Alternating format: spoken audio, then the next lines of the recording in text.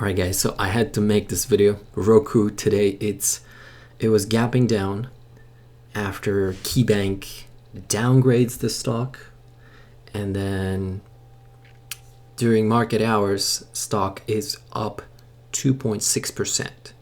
Pre-market it was down 4%, and this chart, on my chart you can see, stock market is open, stock is trading. Look at these candles. It's getting bought up really big with so much volume after the downgrade. And I have seen this many times, and I'm just speculating in Roku's case because there was already a rumor in summer, in spring, so it's hard to time these kind of events. And yeah, I'm talking about acquisition. So let's go back to when they reported earnings, and I can show in an hourly chart. They reported pretty bad earnings. It was already downtrending. Okay, gaps down pretty big. I think about like 20% or so. Gets bought back immediately with big volume, and then it was chopping around here, pulled back a little bit, and then look at the volume here as well when it started going higher.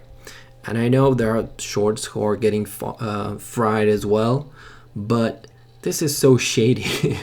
Banks know something, and I have been waiting for this company to get acquired by somebody, but I did not see a decent call buying activity, because usually when you see like banks themselves, I know KeyBank is a regional bank, right? It's not a big bank, but they did influence the stock here, and they immediately created liquidity. So if they wanted to buy the stock somewhere here, they would have moved it even higher. So much volume. Look at this volume, and then yesterday's volume and today's volume. If you compare it on a 10-minute chart, and banks do that all the time. Okay, that's their trick. Okay, they have to beat down the stock to create that panic selling, and then just get into that liquidity and just load up their boat. And then a couple of weeks or a couple of months later, you're gonna hear the news that Roku is getting bought out by somebody, right? So that's the video, and I want to just talk about technicals as well pretty quickly. So all-time highs, I think, for Roku is somewhere around 200 and holy moly, $490 last year. Can you imagine? So literally 90% down. And why would somebody be interested to buy something like this? The answer is very simple. When you have a struggling business like this, Roku, I think they said that they're not going to be profitable until 2025, I think, or 2027, maybe even 2030. So it's good to have liability on your books for whatever the write-off reasons they have, corporations.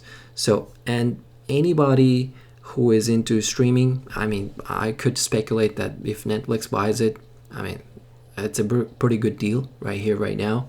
Roku's valuation somewhere around, I think, 7 billion right now, 7.6 billion at this price right here at 55. All right. And I think if they get acquired, they can get acquired somewhere around 10, 12, maybe even up to $15 billion. So I do think that it's close. If not this year, maybe next year they'll get acquired. And who will buy it? I would think that either Netflix or Amazon is going to buy them. And I do think that right here, right now, it's hitting a wall here at 50-day moving average. This yellow line on my chart you can see, and it's downtrending.